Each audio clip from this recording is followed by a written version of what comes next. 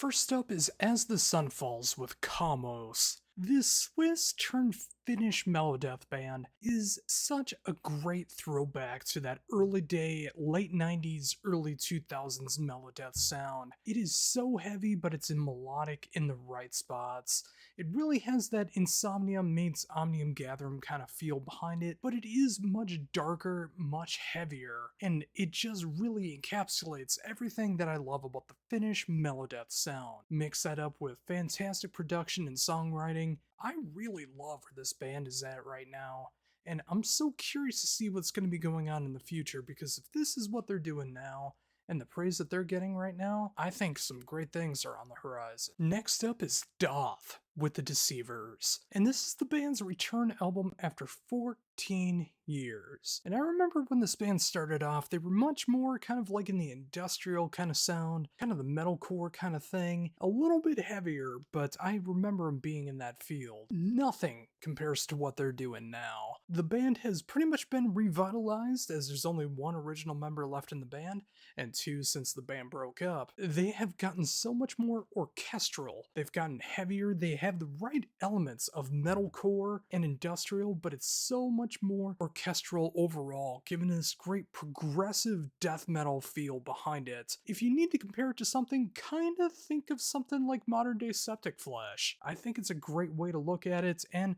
of course, Krim is in both bands, so it kind of makes sense. I really like the direction that they're going on here. This is a great way to be able to come back, and a fantastic comeback album. Next up is the debut album from Ghost on Mars with Out of Space and Time. This Italian prog band is everything that I'm looking for in progressive metal today. It is super dark, it gets really heavy in the right spots, but it's very emotional and atmospheric. The way I try to look at it is, it gets dark and heavy, kind of like The Contortionist. You might even hear an occasional growl or two, but it's not the main focus. But you also hear really dark, haunting melodies that you would hear from something like Pain of Salvation or Evergrey, or even Catatonia. And it's all mixed together with some soaring vocals that, especially over the choruses, sound absolutely amazing. Match that up with fantastic production and songwriting, and this is an album that I really hope skyrockets the band. Even though it's just their debut album, I love what's going on here, and any modern day prog fan should be jumping at the bit for this album. Coming up next is the latest album from Goth Minister with Pandemonium 2, Battle for the Underworlds. And this is actually my first foray into the band, and I gotta say, I love what I'm hearing. From an outside perspective, and I apologize if I get this wrong for any longtime fans, I hear a mix of Rammstein, I hear a mix of Powerwolf, and I hear a mix of 80s goth, and it just works so perfectly together. It's that great gothic industrial sound, kind of that dark metal feel that Powerwolf also gives off as well. Every song on here is super dancey, super catchy, everything that you could want in this style, and I'm surprised I never heard them before, and I'm definitely gonna have to go back and check out everything they've done in the past, because this is some quality stuff. Coming up next is the brand new album from, and I apologize for the pronunciation, Leichenreiter with For Now and Never. This is a great combination of black metal, post-rock, and hardcore, and dare I say post-hardcore as well. This is a great combination of all those things combined. There's some great emotional moments, and then all of a sudden it turns into a circle pit on the quarter turn, and then all of a sudden it gets into some great black metal moments that just sound nice and evil. It has everything that you could want from these styles all mixed together. It sounds very strange on paper, but when you listen to it and see what this band is capable of, it makes some very haunting, beautiful stuff. I'm so surprised I haven't heard them before. This is some quality stuff. Up next is the debut album from Notsum with Only Death Brings Silence. Notsum stands for something I can't say in a YouTube video or else I'll get blocked for some reason, is an Ottawa band that really combines things that I love. It has a great sense of melodic death metal sound, like if you're looking for something like Dark Tranquility or the Halo Effect or Horizon Ignited, this is here. If you're also looking for something of that second wave metalcore sound, something kind of like Unearth or God Forbid, it's also in here as well. It's a great combination of both styles, and the lyrical content really does talk about the state of the world right now and how we pretty much ruined everything. I mean, we kinda did. But at least this soundtrack is well worth listening to for the end of the world. Next up is Orphean Passage with Apart, and this is everything that I love about melodic death doom. Coming straight out of South Africa, this is a perfect debut album for the melodic death doom scene. It feels like it's a great mixture of the Peaceville 3, which of course is Anathema, My Dying Bride, and Paradise Lost, and a little bit of vocal stylings that kind of sounds like Paul Kerr of November's Doom, combine a lot of double bass in the right spots, and that pure, unadulterated melodic death doom, and you just have a fantastic and completely solid album in this style. I love this album, and if this is what they're doing on their debut, I feel their sophomore album is just going to grow bigger and grander. Up next is the debut album from Violet Eternal with Reload the Violet. This is an international project from Italy and Japan that makes some of the best melodic hard rock and melodic power metal I've heard in quite some time. It's everything that you love about that 80s and 90s AOR sound of that melodic hard rock and power metal sound, just done through a 2024 filter, and it's everything that I would possibly want from this album, from the production, the songwriting, the vocal ability, the technical prowess. This is a perfect band for prog power. If they're ever to play live shows, this is the kind of band that you would love to see and be in awe. And again, considering this is a debut album, I can only imagine that they're going to get bigger and better from here on out. And finally, for brand new albums out today is the brand new album from the Finnish prog band Wheel with Charismatic Leaders. And this band has done some course correcting. I really love what they've done in the past. In fact, I've even got to interview them on their previous album, but I really love the direction they're going in right now, and I can honestly say this is the best album that they put out so far. If their previous albums could be considered something of a tool, I would consider this more to be like a Perfect Circle and Carnival mixed together. And that's not to say that they're complete ripoffs. They have their own sound, but you combine that with a lot of dynamics, tempo changes, soaring vocals, and everything else that I could want in a prog band like this. Wheel is coming out stronger than ever, and I love to see it because they are a fantastic band. First up is the debut album from this Illinois band known as Abscisor with Adam Noya, and this is an interesting combination that I really dig. Think of progressive death metal and post-rock mixed together. So think of bands like Between the Buried and Me and Rivers of Nile and The Contortionists mixed together with bands like Isis and Pelican, and you have one of the most intriguing listens I've heard, especially from a debut album this year. It gets very rough, it gets very brutal, and then it also gets very relaxing. And then it turns on a dime in the most outrageous ways that fit so perfectly. You won't expect it on the first listen, but every time after, it makes perfect sense. This is some fantastic stuff from an up-and-coming band, and they're already doing this on their debut album, so they're only gonna get better from here on out. Up next is another debut album from Alchemia with Abraxas. This French band does pure, unadulterated black metal done to an absolute T. Now, it's not that early 90s black metal sound with absolutely horrendous production. This stuff actually has some fantastic production while still being a bit raw, which perfectly matches the music and the tone that they're going for. Mix that with the state of the world stuff that they're covering on this album, which you know is not great when you look at the realization of what we're doing, but it is a fantastic album nonetheless. I love everything that's going on here, and just a perfect display of how to do that great old school black metal, but done through a 2024 filter. Fantastic stuff. Next up is the sophomore album from Ard with Untouched by Fire. This is melodic doom done to perfection. Ard already made a staple with their debut album a few years back, but this is a continuation of what they were able to achieve with that debut album, but even more grandiose. Production is absolutely stellar. The musicianship on this album is done to an absolute T. The Gregorian chants are back and they work so perfectly well. This is one of the best Doom albums of 2024, and there's an absolute great reason for that. And all you have to do is listen to it for yourself to understand why.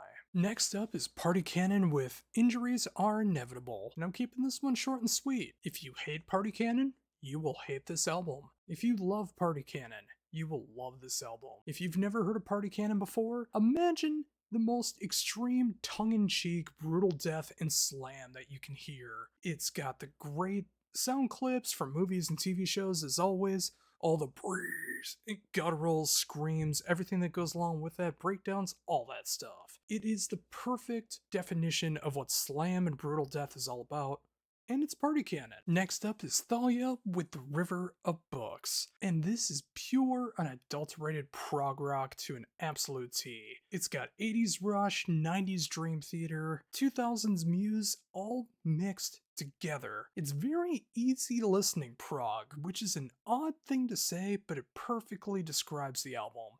It doesn't go over the top with its antics. There's no fretboard Olympics going on here. It's progressive music, but it's very simple to listen to.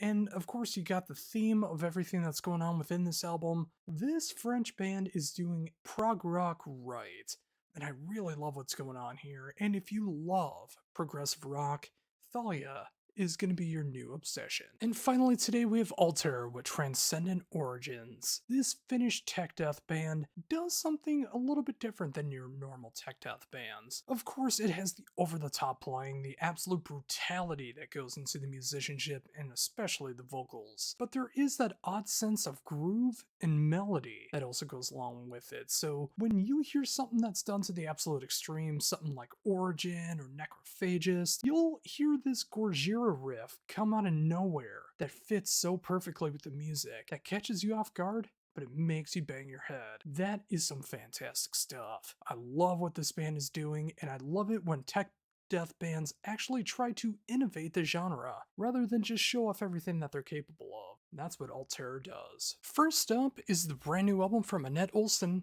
with Rapture. This is everything that I expect from Annette Olson at this point. It's so catchy, it can get so dark and gothic-y. It's a good look at the state of the world right now through fantasy lyrics, but there is one exception on this album. She actually started to incorporate her husband to start doing some growls on this album. He was originally just doing bass before, but now he's doing growls.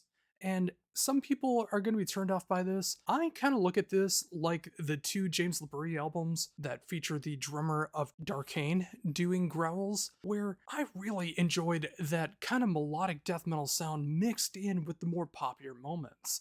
That's going to be for a lot of people, although it's not going to be for some, but I highly recommend that if you enjoy her stuff at all, give this one a shot and see if it's for you. Up next is the debut album from Crownshift with their self-titled debut, featuring past and present members of Children of Bodom, Fintroll, Winter Sun, and Migraine. This is kind of taking that approach that the Halo Effect had, where they didn't want to necessarily do everything that they've done in the past, although that's going to sprinkle through no matter what they do, but they wanted to create something more catchy, more melodic, something that more people would be able to get into than what they've done in the past. And I think they've absolutely done that here. This album is super melodic. It's got a lot of clean vocals, which you wouldn't necessarily imagine, but then again, you have the vocalist from Migraine, who does such a magnificent job with clean vocals. You also mix that in with a lot of great catchy moments, stellar production, and of course, all the sums of its whole being so perfect for what this album and band is all about. This album rules, and I can't wait to see what's next. Next up is Freedom Call with Silver Romance. And if you know anything about Freedom Call, you know they're one of the most fun,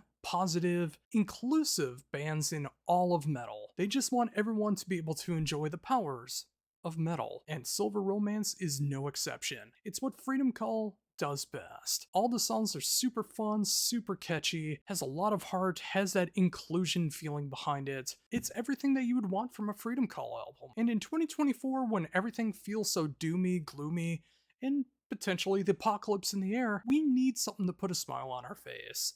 And if you can get that kind of smile on your face through a fun power metal album and a fun power metal band, no band does that better than Freedom Call. Give this one a shot if you're not familiar with them, and if you are familiar with them, this is another one to add to the collection. Up next is Riot V with Mean Streets. And this is a return to form for Riot that I haven't seen before in a lot of bands. Every song on this album rules, and it just has that patented Riot V style going on with it. Of course, if you're not familiar with the band, they were originally known as Riot, then some stuff happened and now they're Riot V, but also at the same time they captured that spirit of what they did all the way back in the 70s, but here in 2024, it's got the fast double bass stuff going on, it's got those somber ballads going on, it just hits everything that you look for in this band. It is that heavy metal, almost power metal, thrash metal kind of stuff going on. Proto to all of that, but that pure, fun, heavy metal sound. And if you're looking for that,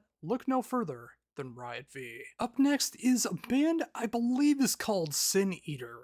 Although it could be Sun Eater, but I think it's Sin Eater with Never Again. The third album from this BC black metal band is everything that I'm looking for in this style of black metal. It contains kind of that first and second wave black metal sound combined. Like, you hear elements of Bathory, you also hear elements of Mayhem, but it's also done with a 21st century twist in there, so you'll hear some bands like 1349 or Watain, or dare I say even something like Death Heaven? But seriously, I love what's going on here. It just sounds dark, evil, it's the anti-Christian, nearly satanic sound that you would expect from the proto-black metal bands. There's not much more you can ask for in a band like this. This absolutely rules. Up next is Two Wolves with Not Worth It. This Finnish band contains the perfect elements of melodic doom metal and melodeath combined together. I hear equal elements of Paradise Lost and Saturnus that I do from Insomnium and Omnium Gatherum. There is so much to love about this depressing style of music that they got going on. And after 5 albums, the band just continues to refine their sound and continue to make some of the best material that they've ever done. It's so dark, it's so heavy, I love the production style on this. It can get into the blast beat territory, it can get into the slowest, doomiest moments that you can imagine, and everything in between. It's that dark, melodic sound that we all know and love right from Finland. And if that's what you're looking for right now, I highly recommend Two Wolves. First up is Baron with Beneath the Blazing Abyss. This is a debut album from Finland that combines some of the most crushing doom and some of the most brutal death metal combined. I love what's going on here. It sounds like that classic death metal sound of that 90s HM2 pedal sound, you know, the metal boss zone, but also it combines some of that great doom that you really expect from Finland, from something, well, anywhere in Scandinavia. Like, you combine something like Cult of Luna, you combine something like Shape of Despair, it's all mixed together here. And you combine that with just that heavy 90s old school death metal sound, you have an amazing album. And if you're a fan of either side, you might get turned on to the other side as well too when you check out this album. A magnificent debut album. I can't wait to see what's next. Next is Broom with Martin. This is the third album from the San Francisco outfit, and it is stunning in its brilliance. That's also a bit vaudeville, wacky, and perfect doom all at the same time. What I mean by all of this is, imagine a band like Sub Rosa also teaming up with a band like Sleepy Time Gorilla Museum, also wanting to make something that's some really vaudevillian doom. It seems so strange on paper, but when you listen to it, you know exactly what it's going for. It feels like something that you would listen to into a cabaret club in hell. It's just something that is so intriguing to me, and I'm still trying to wrap my mind around what's going on here. I will say I love the music, I love the production, the vocal performances from every vocalist involved is astounding, and I hope people will check this one out. Next up is Chalice of Doom with Eclipse. Starting off as a full band from the country of Jordan, and now it is a one-man operation from Sweden. This band has taken some time off and really found what they're looking for in their sound. They are an odd mix, Half of the album feels like it's pure, unadulterated melodic death metal with full-on orchestration. It feels like a mix of Winter Sun, Flesh God Apocalypse, and Obscura, all mixed together. The other half of the album is some dark, barren, melodic doom that feels a lot like the bands like Saturnus. I just love what's going on here. It kind of feels odd with the shifts that it does, where one song's super fast and one's super slow, but if that doesn't matter to you, I highly recommend this album. I love everything that's going on with this album, and hey, if you like those genres, you might as well. Next up is From Dying Suns with Calamity. This is the debut album from this BC metal band that combines the best of mellow death, mellow black, and of course, Black Dahlia worship. This is that patented style of North American mellow death, mellow black that the Black Dahlia Murder really patented when they were in their best moments. It's also so much more than that as well. It's very video game inspired. It feels like you're trapped in a Metroidvania. It feels like you're deep into Dracula's castle on the original Castlevania, and the only way out is to escape. This is the perfect soundtrack for that, and being able to blend their own spices into this Black Dahlia Murder worship style is fantastic stuff here. And I can just imagine from every album going forward, they're really gonna keep focusing in on their sound and expanding it in ways you can't even imagine. But until then, Calamity is far from being an actual calamity. Next up is Glassing with The Other Side of the Mirror. Now, this is an album everyone was going gaga over last month, and I simply just never got to hear it until now. And I'm so happy that I did get to check it out, as I understand why everyone was loving this album so much. Imagine a blend of Death Heaven and Torch making experimental blackened sludge. It sounds so strange, doesn't it? But it works so perfect in execution. It's some of the best black metal and black gaze that I've heard this year. It's some of the best sludge that I've heard this year. And you add in those hardcore and experimental moments that you just don't see coming, and this makes it a very exciting album to check out from start to finish. It is something that you really have to go into with an open mind, or else you're not going to get it, but the more you listen to it, the more it'll start to make sense and unlock for you.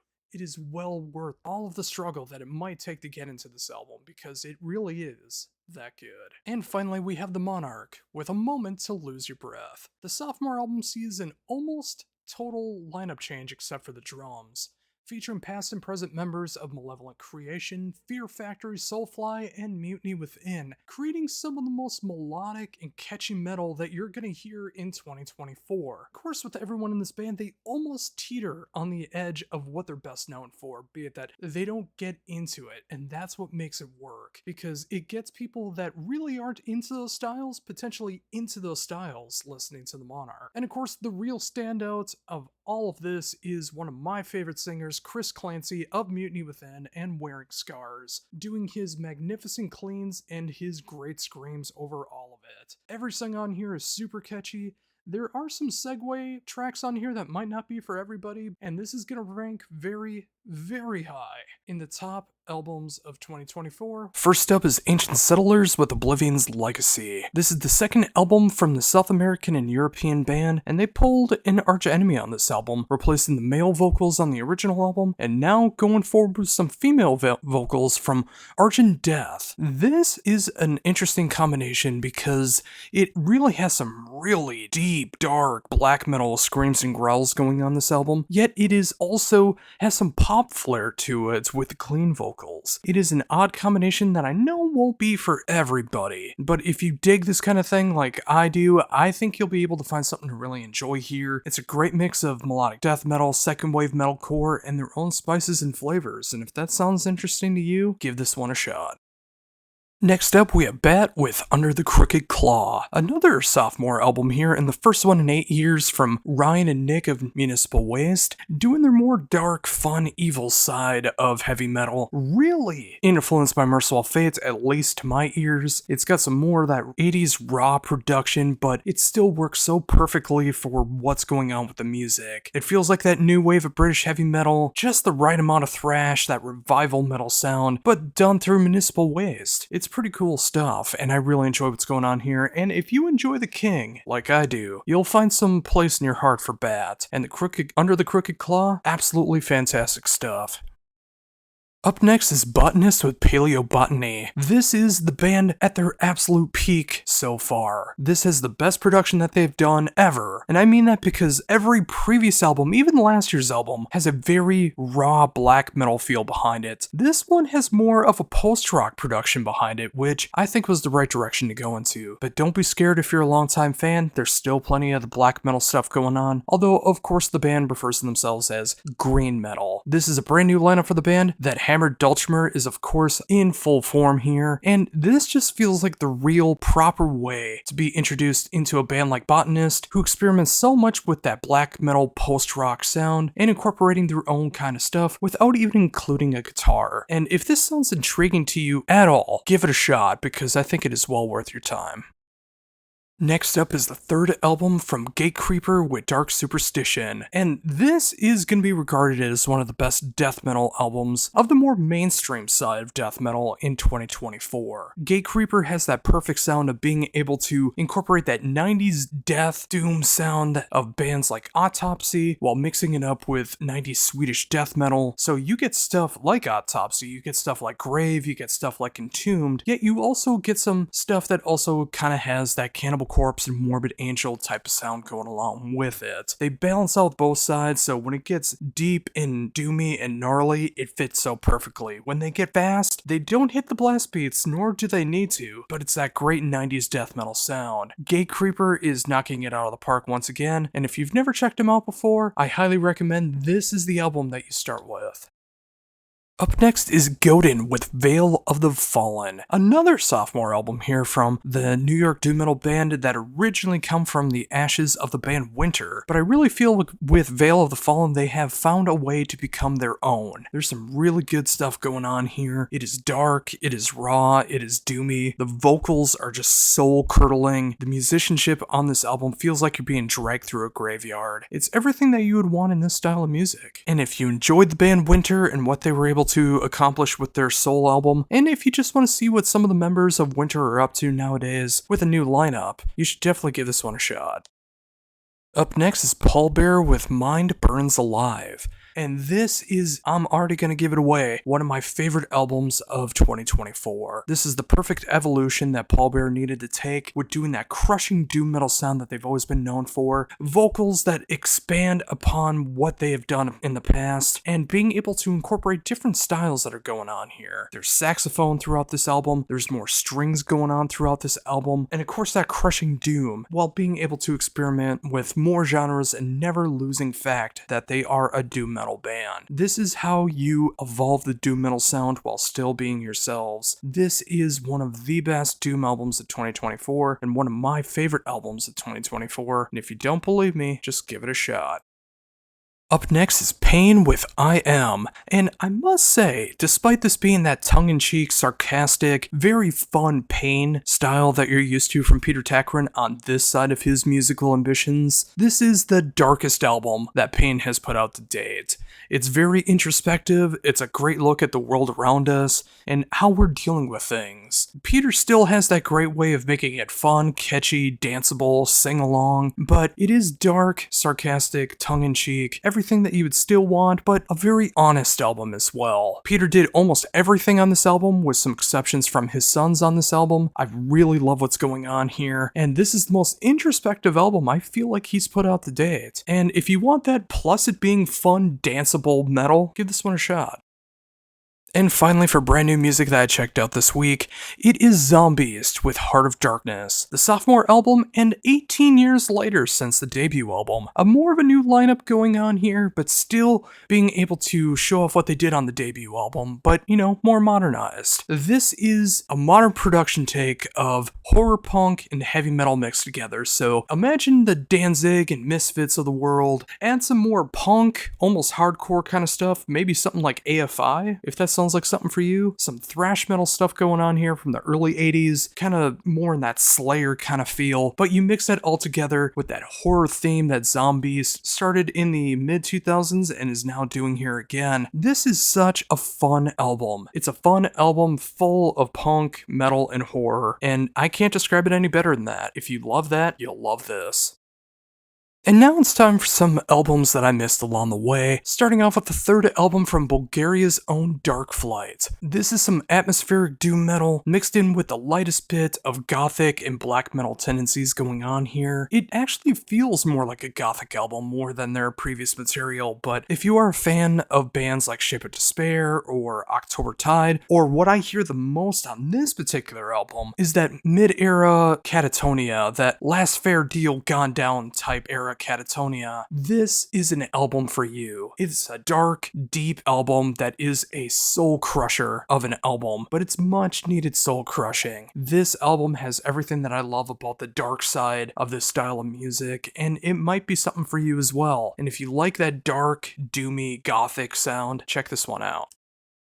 Up next is Hybrid Nightmares with Woeful Inertia, another sophomore album here that I really love what's going on here with their style of extreme progressive metal. You'll hear moments of the more extreme black metal bands like Cradle of Filth and Dimmu Borgir, where they really have a huge, expansive sound, but you combine that with a lot more progressive moments from bands like Niavlascaris, or Borknagar, or the band everyone seems to love in 2024, and I'm so happy to see them finally getting their due, In Vain. It has black metal, it has death metal, it has prog, it has everything that you're looking for in this style, but done through the filter of Hybrid Nightmares. And if that sounds interesting to you at all, I highly recommend this album. It is not for the faint of heart, but you wouldn't be going into this if you are a fan of heart, would you? And finally today, and I deeply apologize for butchering this as I'm not good at French, Yours Palais with Disillusion. The third album from this French black metal band is a very extremely emotional album, and while I can't necessarily bank on that 100% because I don't know French, I really hear it through the emotional vocals and the emotional music that's going on throughout it. There's so many moments that feel like a deep, dark gut punch, and it has some great bombastic moments from more simple moments to very grandiose moments throughout the entire album, and you can hear so much pain on this album. It's the kind of album that you would purge your emotions to, and you know, in 2024 we need albums like that. If you want some black metal that really has a great emotional feel behind it, I can't recommend this album enough. Dissolution more than lives up to the name.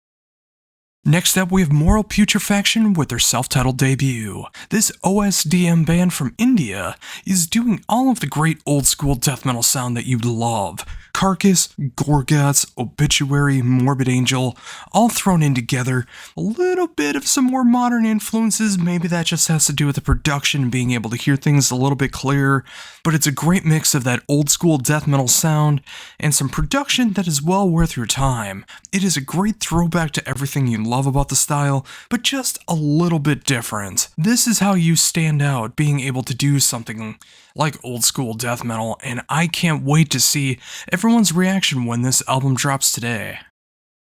Up next is Sound and Shape with Pillars of Creation, and this is kind of the redheaded stepchild of the entire list this week, as instead of being old school death metal, or technical black metal, or grindcore, or anything like that, this Nashville band is more in the progressive rock, alternative rock realms, and if you are familiar with this band, you are more than excited for this brand new album from Sound and Shape. This, I feel, is the best album that they've put out so far. It's that great combination of progressive rock, alternative rock, knowing when to be heavy, when to back off, when to be more having technical prowess, when more to just write some great rockin' riffs and everything in between. This album really fits a niche that we need in 2024, and I'm so glad to see the band back being able to create such killer music. Up next is Veiled Panath with Between the Worlds of Life and Death, and I'm so shocked at what this band has become ever since I first played them back in 2012 on my original radio show. The band was more of a straight up tech death band then, and now in 2024, they started incorporating some more black metal influence, and more than anything, some more symphonic elements going on here, which is absolutely insane, but it works so perfectly well with their style. And what is it that makes makes this work so much? Well, it is simply because it's not all the time. They can still focus on their tech death side, but those moments of that more blackened moments, those moments of the symphonic moments, seal the deal. If you like either side of this side of the band, you will find something to love about this album, and Veil of Panath is making some of the most interesting music in the world of tech death in 2024. And finally today, for brand new music out today, is the brand new album from Vreedhammer with Godslayer. The fourth album from this band shows off some of the most brutal moments that this band has done to date. Per Vala has always done incredible work with Vreedhammer, and this time enlisting Dominator, who is of course one of the best drummers in all of black metal, to fill out everything makes this album so pulverizing with its style of black and death metal. This puts bands like Behemoth to shame with what they're capable of doing with the production, songwriting, and the overall intensity of what's going on. If you're not familiar with Vreedhammer and you love some black and death metal, this is a band that you need to fall in love with instantly, as this is one of the best examples in 2024. First up for what I missed is the band Deliria with Phantasm, and this is absolutely my kind of atmospheric black metal, post-black metal, black gaze, all mixed together. This is the sophomore album from the San Francisco band. It's taken 7 years for this album to come out, but I'm so glad that they took their time with it because it's all about quality, not quantity. It combines so many things that I do love about the style. Think of bands like Dead Yellow, early day Vatnat Viscar, and even some more out there ideas like a band like Woman is the Earth, and you'll get an idea of what this band is all about. Deliria is creating some of the most thought-provoking post-black metal in 2024, and Phantasm really deserves to be on your playlist if you are into this style. Next up is an album I've missed for almost a month now, and I'm so glad I finally checked it out, the brand new album from Dune with Voidkind. Now, being able to check back on the band's past discography, I really enjoyed what this band has been capable of, but I feel like Voidkind is on a completely different level. It just feels like this is the most artistic style the band has done to date. It has the most amount of enthusiasm behind it, and if you love stuff like From the Ocean or Cult of Luna, with elements of Bareness and Mastodon, and of course their own blends of progressive sludge and post-metal, this is an album that is not ideal to miss out on. This is an album that I wish I would have heard earlier and given more praise, but I'm glad I finally got to sit down and listen to this one because 2024 has kind of been lacking in this style, but doing more than makes up for it with Voidkind. Next up is Strandheim with Enlightenment, and this automatically caught my attention because it is anti-fascist black gaze, so yeah, I had to check this out. And the black gaze is pure, raw, unadulterated black gaze, and it does combine the right amounts of post-rock and atmospheric moments on top of that, and of course their overall message, which I can stand behind 100%. There was plenty of people talking about this before, and I wish I would have gotten to this one sooner, but I'm so glad I could get to it now because this does deserve to be talked about. It is some fantastic black gaze here, even if you take out the message of everything that's going on. Very extreme black gaze stuff, and of course if you go to Bandcamp right now, 100% of the profits of this album for the Pay That You Want feature goes to the Palestine Children's Relief Fund. So if you need another reason to support some great black metal, this is it. Fantastic work from Strandheim. And finally today we end with Stryknos with Armageddon Patronage. Now this sophomore album from this Dutch black and death metal band, what a week for black and death metal, isn't it? Is an absolute amazing combination of some of the heavier sides of death metal with Asphyx and Behemoth and Morbid Angel, a little bit more of the Death Doom territory when it comes to a band like Grave. Yeah, this is everything that I love about the style. Absolute, pure, evil chaos going on with this album, but done so sophisticatedly. Even with the lyrical content really talking about what it does, this is something that just draws me in and keeps my attention from start to finish. This album is the perfect post-pandemic album, and if you don't believe me, all you need to do is check it out. If you love black and death metal, and again, what a week and what a time for it in 2024, you need to give Stryknos a shot. First up, we have Four Stroke Baron with Data Diamond, and this is an album of two halves that were originally supposed to be two EPs that came together to make one cohesive album. Part of the album is straight ahead, heavy progressive metal that Four Stroke Baron has been known for quite a bit of time, and the other half is the more 80s synth pop that the band has also been known for as well. It's a weird combination that I truly enjoy. It's kind of like hearing Devin Townsend or Gojira also taking on some synth pop instrumental elements. It kind of has like a retro future kind of feel behind it, and I really appreciate that. This is an album I've been seeing going under the radar, but you really should give this a shot if you're a prog fan. This is some fantastic stuff. Up next, we have Idle Throne with A Clarion Call. Now, this is my kind of power metal, which kind of combines the best of power metal, mixed in with thrash and, dare I say, some metalcore influences? Well, I guess it depends on how you look at it. I will say, compared to their debut album, it is a much fuller, heavier sound in the production. The songwriting feels so much catchier and streamlined. This is an album that I have been enjoying from start to finish, and I just love everything that's going on with this. This is a way to do power metal without sounding like traditional power metal. And if that sounds interesting to you and you want something on the heavier side of that, this is absolutely an album worth checking out. Next up, we have Relica with Secrets of the Future. Now, this sophomore album from this Australian progressive metalcore band is gonna not be up everyone's alley that checks out my channel and checks out my reviews, but I say you should go into this with an open mind. This is a band that really can focus on the progressive metal side, and if you like bands like Tesseract, they do really hit that progressive and atmospheric stuff that they really go for. But the reason I keep saying what I do is because there's a heavy influence on the modern pop sound that's going on as well. If you enjoy the likes of Spirit Box or Electric Callboy, you really should enjoy this band a lot. There's also like a heavy vocal influence of kind of like a Billie Eilish kind of thing going on as well too, which I know can be controversial, but I think it really fits for the music that's going on here. I think the songs are tight, poppy, and fun, and if it can bring kids to being prog fans, I am 100% for it. Next up is Rhapsody of Fire with Challenge the Wind. And I know this is kind of shocking to say, but this is some of my favorite material that anything under the Rhapsody moniker has done in the 21st century. Let me explain. This album is so heavy. It is so much in that power metal feel that I love so much. There's no ballads, there's no mid-tempo songs. Every single song is just that fast, heavy power metal stuff that you love so very much. And I know for some people that could be very overwhelming. For me, it fits right at home. Match that up with a great lineup with some fantastic songwriters and an overall production that really fits the mold. This is an album that people should be clamoring for in 2024. I know all the stuff with Rhapsody and all the different lineup changes and all that stuff. If you look at it completely objective, this is one of the best albums in power metal in 2024.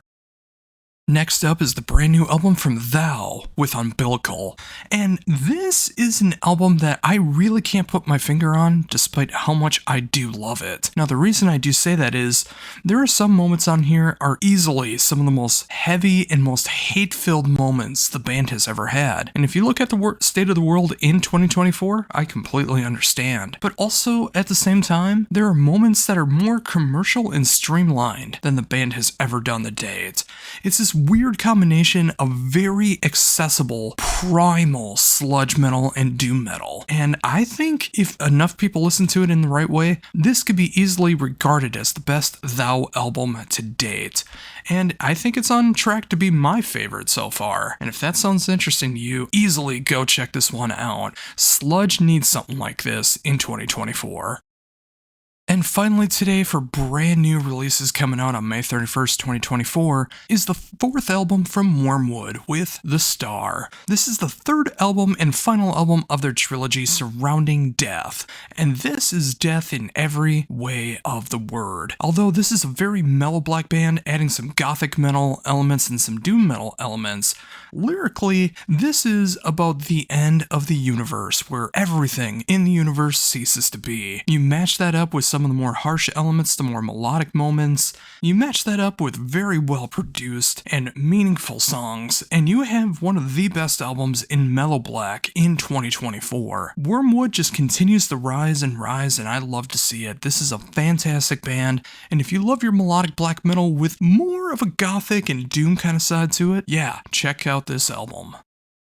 And now comes the albums that have come out but I missed along the way, starting with Bone Ripper and World Ablaze. This band from the Netherlands has put out their debut album, and it's almost grindcore in a sense where it's 10 tracks, 21 minutes, and no BS whatsoever. But it is very much of that metallic hardcore sound. And if you're looking for something that is just as heavy as Hatebreed, almost hits into the death metal and grindcore territories, while still being super catchy with what they're going for, this is an album for you. Bone Ripper knows how to talk about the state of the world, the fact that we're pretty much not long for this world, but you might also make some music to make a circle pit out of. Again, 10 tracks, 21 minutes of your time, super heavy and meaningful. Give this one a shot.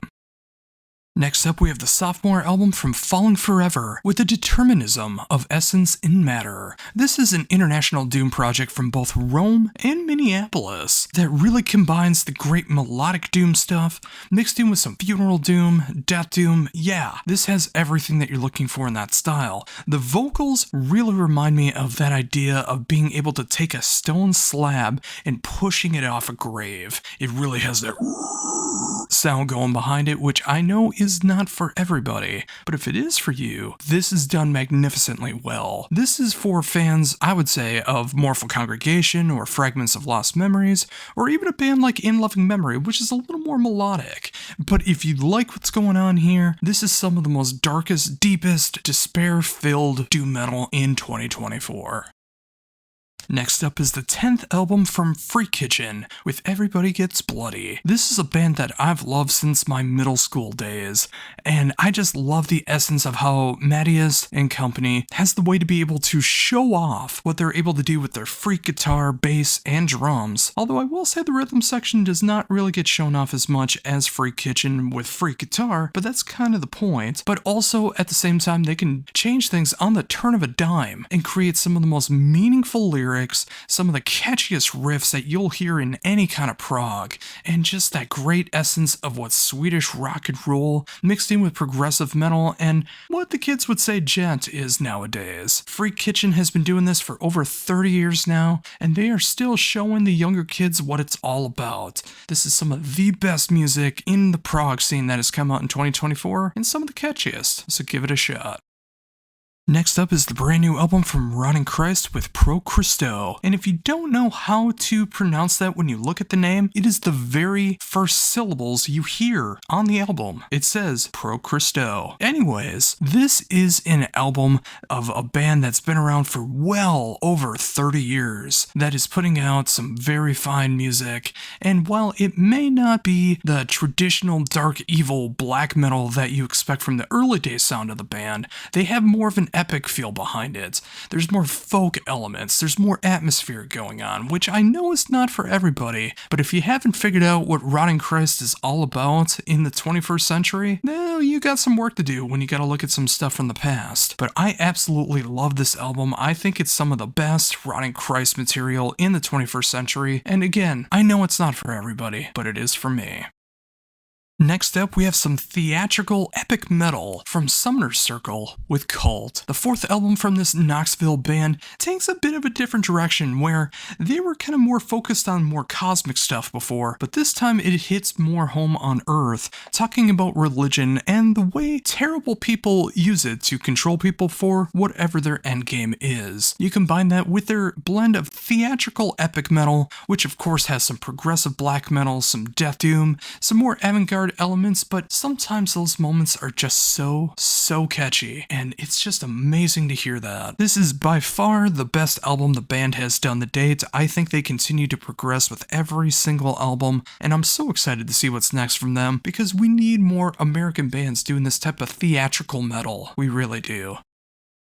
Finally, we end things with the third LP from Through These Gates with the majestic Rites to Passage. This one-man project from Mammoth Lakes, California is the perfect blend of emotion of black metal and just the right amount of near gothic death metal and other elements as well. There's so many great string and orchestral moments that are going on throughout this album, mixed in with that dark, evil, blackened death metal sound, and dare I say, some really catchy moments that are going on with this as well. It has a great element of so many of these dark, evil elements of different heavy genres that is really fun to listen to. Like, if you want something that has that blackened death metal, some melodic death metal, and dare I say, theatrical moments going on, you should give this one a shot. And don't shy away just because it's a one-man project. This is far better than you would imagine a one-man project to be.